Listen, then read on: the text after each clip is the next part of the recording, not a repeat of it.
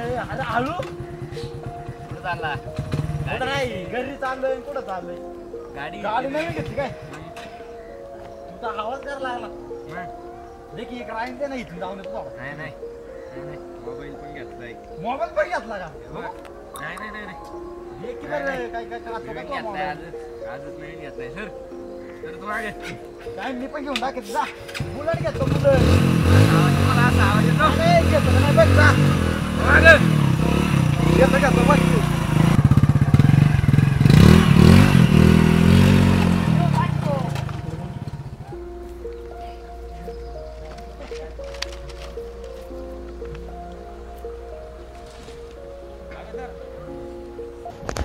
गेलतो रे पलीकडच्या गावात गेलतो मग ते बापूस त्या सरपंचाच्या मुलाने ना गाडी बुकिंग केली लक्ष्मी पूजनला ते आता काल आणलीत ते भेटलं होतं मला मागाशी लई आणि मला ते नवीन मोबाईल घेतला मला देत पण नव्हतं वापराय आपली परिस्थिती काय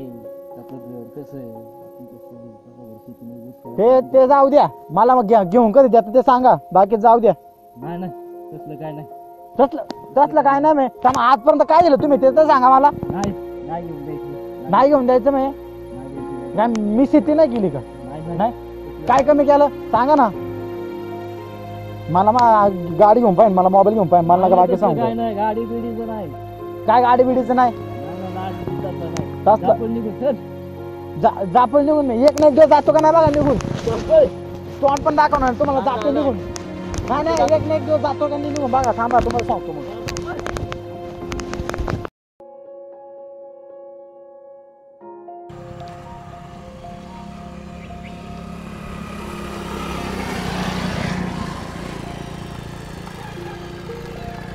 अरे कुठं चालू तू पुढं नाही सर इकडे पुढं चाललोय कुठं पुढल्या गावात काय आणि हे काय बॅग मध्ये तुझ्या कपडे घर सोडून चाललं का काय कसं दिसतंय मला हा सर घर सोडून चाललो बस माझ्या बरोबर गाडी तुम्ही सोडता बघतो मग कुठं चाललं सर तुम्ही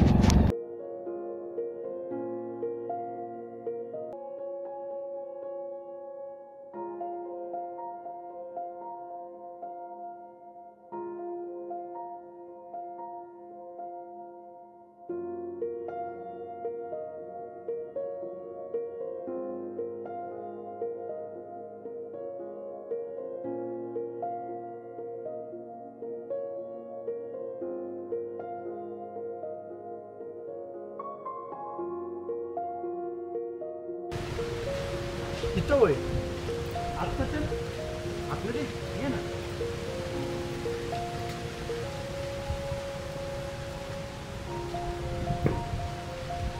ये बस इथं तू का घर सोडून चला तर सांगितलं तुम्हाला ते गाडीवरती लय वाईटा घेतो अरे काय वैताग तू वैताग करतो तुला वडिलांनी मोबाईल दिला नाही म्हणून तू घर सोडून चालला ही काय म्हणजे हे तुला शोभतं का तुझ्या वडिलांका नाही परिस्थिती पण प्रत्येक वेळेस कपडे घ्यायला सांगितलं ते बाकीचं तो बघा तो सरपंचाचा मुलगा गाडी घेतोय मोबाईल घेतोय कपडे नाही समज शाणी मारतोय मला पण असं वाटतं की मी पण काहीतरी करावं अरे तुझं खरं आहे बाबा तुझ्या बापाची नाही तशी की तेवढी कॅपॅसिटी गरिबी असल्यामुळं नाही देऊ शकत तुला अरे आमच्या काळामध्ये आमच्या पायाला चपल्या नव्हत्या फाटलेले कपडे घालायचे तिगडाचे पेंडे घालायचो आम्ही तुमच्याकडे तर तेवढं आमच्याकडे एवढं नव्हतं तुमच्याकडे 50% त्याचा वापर तरी कर ना पण सर अपेक्षा असते अपेक्षा आहे मान्य आहे पण एवढं पण अपेक्षा नाही पाहिजे परिस्थितीनुसार राहता आलं पाहिजे आम्ही राहिलो आम्ही पुढं आलो का नाही मी पण आणत होते मला तरी कोण येतं तुला तरी आणत मग आणत म्हणून तर याची जाणीव आहे मला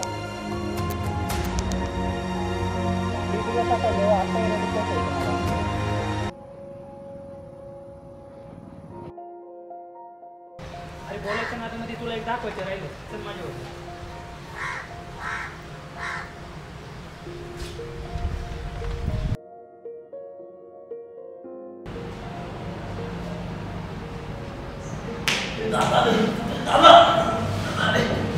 तर तुला एक दाखवायचं आहे अरे हा बाळू बस ना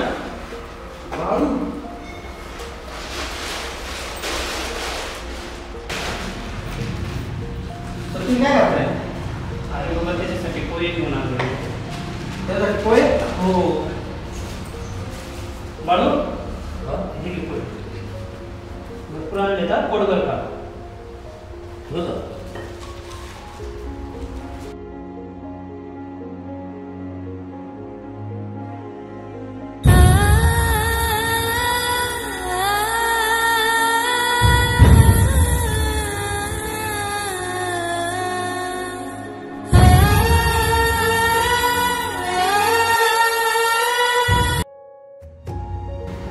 चेतन हा पण अनाथच आहे.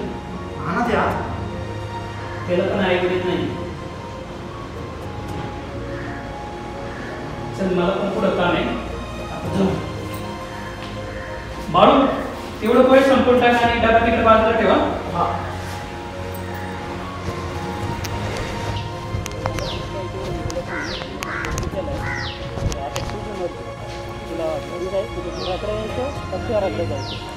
मला पुढचं करणारं कॅन्सल झालेलं